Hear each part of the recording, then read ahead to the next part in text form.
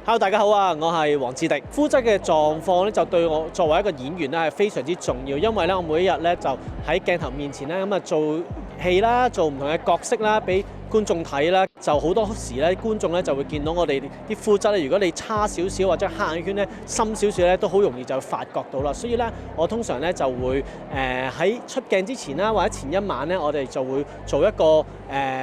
敷 mask 啦，咁敷 mask 咧就會令到皮膚就保濕啦，保濕完之後咧，咁啊會加埋其他 Skin Lab 嘅其他產品落去啦，咁我哋有玫瑰露啊，有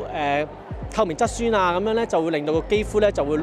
光亮少少啊，亮白少少咁，令到第二日咧就會咧冇咁多瑕疵喺塊面上面啦。大半年前咧，我就真係因為打拳咧就受傷嘅，咁咧。好彩我嗰時咧就用我哋公司品牌 Skin Lab 咧，就去令到咧嗰個傷口咧就濕潤啦、滋潤啦，咁令到個疤痕咧滋潤啦。咁原來咧化妝師同我講咧，如果你個疤痕咧唔夠濕潤嘅話咧，當你上妝咧就會好難去遮到呢個疤痕。我太太咧就介紹咗我哋公司嘅機動膠水組合啦，非常之好啊！咁佢就介紹咗一個導入儀俾我啦，咁我用呢個導入儀咧就夾埋呢個機動膠水組合咧，跟住咧。將呢兩個產品咧就導入去我皮膚深層裏面咧，後尾咧就睇落去咧就非常見到我個皮膚裏面咧就好光滑啊，好亮麗咁樣啦。